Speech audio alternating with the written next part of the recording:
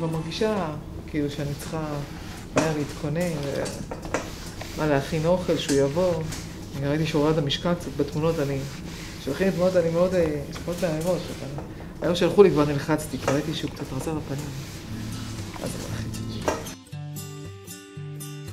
אז זה מלחיץ. אטקסיה, נכון.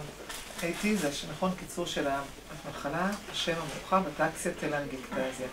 אטקסיה זה מונח רפואי שאומר פגיעה בצרבלום, המוח הקטן שהוא נפגע כתוצאה מאימון.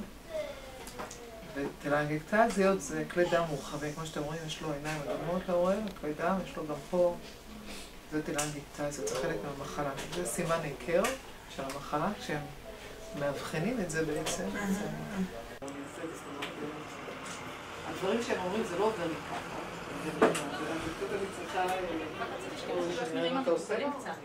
הגן הזה, הגן הפגוע ב-AT הוא גן שאחראי על תיקון נזקים ב-DNA, זה מה שהוא עושה. ואנחנו כל הזמן ה-DNA שלנו נפגע, אני הולכת לטייל בחוץ, יש שמש, ה-DNA שלי נפגע, אני עשיתי אתמול נגיד צילום רנטגן, אז נחשפתי לקצת קרינה, הגוף שלי מתקן את זה.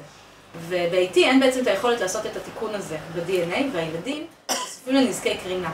והנזקי קרינה זה החיים שלנו, זה היום-יום, לא מדברת על לעשות לילד CT עכשיו, אלא מדברת באמת על לחיות בחיים, בזה שיש קצת, אתם יודעים, שמש באוויר. התחלתי בגיל 18, ישר אחרי האולפנה, שנה שירות לאומי, בת 17 סיימתי את האולפנה, 18, ובחופש כבר באוגוסט כבר התחתנתי, של השירות לאומי. שזה, כאילו אפשר להגיד, איזה מבאס, מצד שני זה נתן לי את האפשרות להינשא שוב ולהביא שוב ילדים, כאילו, בפרספקטיבה של זמן. אז הבנתי שזה לא ילך עוד, ואני לא עד עצמי כאילו נשארתי עם ילד אחד. מתי גיליתם שיש לאורן משהו? גיל קטן, גיל 4.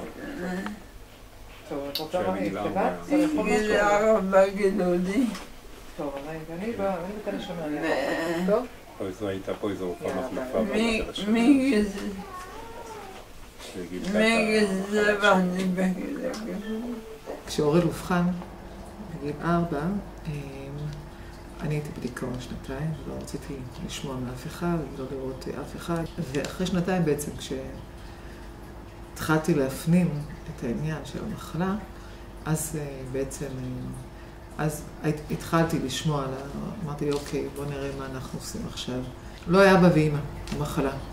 אמרתי, אוקיי, אז בוא נעשה משהו שכן יהיה אבא ואמא, אולי פרופסור שלא צודק.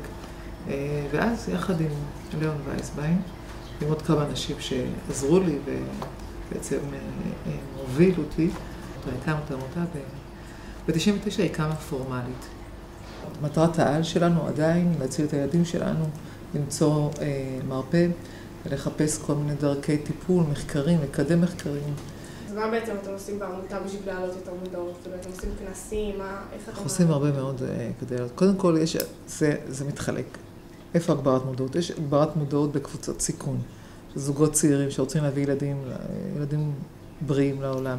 אז שם אנחנו עושים הרבה מודעות. אנחנו שולחים לטיפות חלב, ואנחנו שולחים לכל מיני מקומות לגנטיקאים חומרים על המחלה, כדי שאנשים יבדקו את זה. באופן כללי, בכלל, ההמלצה הגורפת שלי, אל תתקמצנו בנושא של הבדיקות גנטיות, תעשו את הכל, מה שאפשר.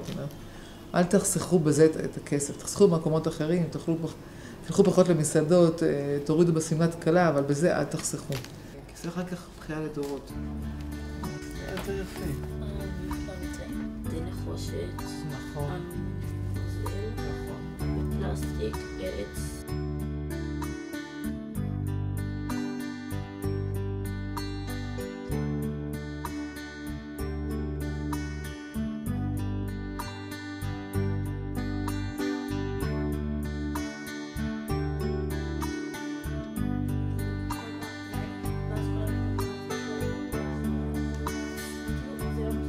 זה לא הרתיע אותך בהתחלה ששמעת על אורל? זה לא הרתיע אותי, למרות שזה הרתיע הרבה מאוד אנשים שמכירים אותי.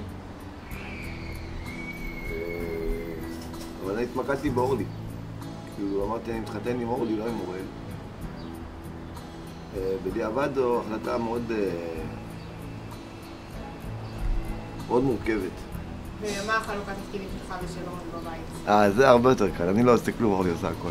כן? לא, סתם. אני אחראי על קניות, בישולים, חגים, כאילו שבתות, חגים, אורחים, ארוחות ערב כל יום. אתה לא רוצה לאכול? למה? זה ממש טעים. טוב, תראה טעים, זה ממש טעים. תדע לך. חרטות, זה ממש טעים. אמונה?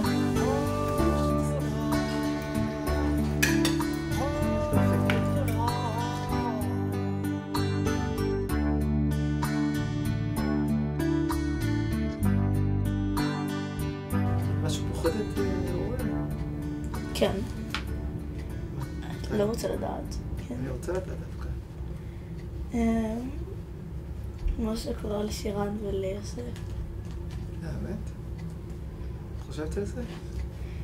כן, כאילו לא בטוח שהוא... כאילו בחסדי השם כן, אבל... לא בטוח. מה? טוב. מה? מה עוד? הוא אוהב שאני מקריאה לו סיפור, קוראים לזה ילדים מספרים מעצמם. זה כל מיני סיפורים שילדים... שהוא יכול יותר זמן לעצמך? לא, אני חושבת שזה משהו נפשי, לא משהו ש... לפחות להסיע אותו, להחזיר. זה כן, זה ברור, אבל גם... אני חושבת ש... כל כשברוך שם בסדר בחו"ל זה מרגיע אותי, אבל יש בה איזשהו אלמנט כאילו של שקט נפשי, כאילו לא שקט נפשי, זה פחות... כל הזמן לראות את הכאב זה קשה, כל הזמן שאתה רואה את הכאב. כאילו אתה אומר, וואו, אפשר לחיות פשוט לזה איך אפשר, כאילו. זה כל מיני מחשבות. זה מורכב, בקיצור. ואני ממש מתרגשת אתכם, אני לא ממש מגייצת ככה בדרך כלל, אתם רואים? מצליחות לרגש אותי, אפילו בזה, בערב התרמה לא מתרגשת ככה. איך מתכוננים לערב כזה? בערך 4 חודשים לפני שהעמותה כמעט לא מתעסקת בשום דבר רק בערב התרמה, שזה אומר כל ההכנה עצמה של הערב. קונים פשוט הצגה ואנחנו מוכרים אותה לאנשים. זה ערב שמאגד את כל הכוחות של העמותה. זה בעצם, זה השיא. זהו, והמטרה היא באמת קודם כל לגייס כספים וגם לגרום אנשים לא לשכוח, זאת אומרת כל הזמן שהייתי יהיה במודעות שלהם.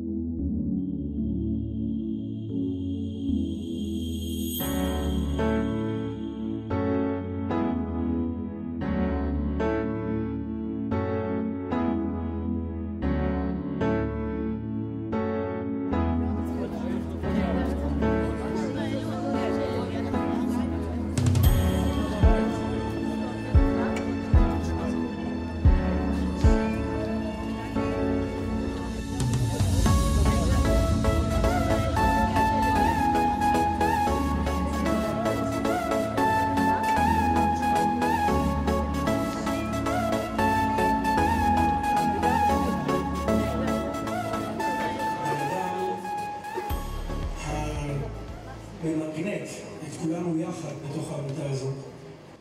היא בחורה, אם מבוגר, קוראים לה אורלי בור זוריאל. לא כבר, הקדוש ברוך הוא כאילו, תודה רבה על הכל, ותודה רבה מעל הכל שהורה לו ככה אמיץ, אף פעם לא היה לי בעיה איתו שלי. זאת אירועים או כל מיני, או ניתוחים, תמיד נכנס.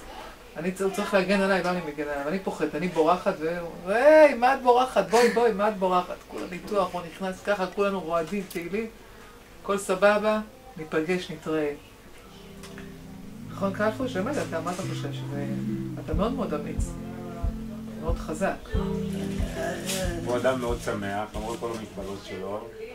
הוא פעם אמר לי משפט שהיה משפט מצמרר, כאילו, אמר לי, לא סתם הקדוש ברוך הוא נתן לי את המחלה הזאת. אני יכול להתמודד איתה. לא סתם, הכל פה מסתובב, לא סתם. לא סתם, תראי אני אוהב, לא סתם.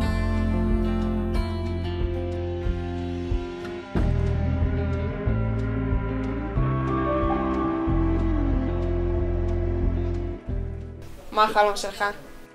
החלום זה לשחק כדורגל.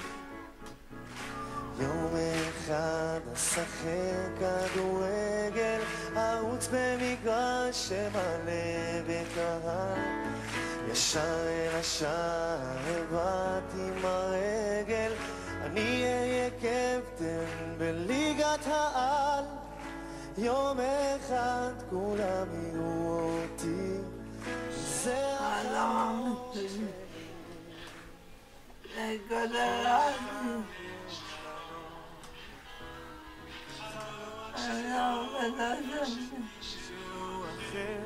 בכל אחד יש חלום, וכשהוא יתגשם הכל כבר יסתדר.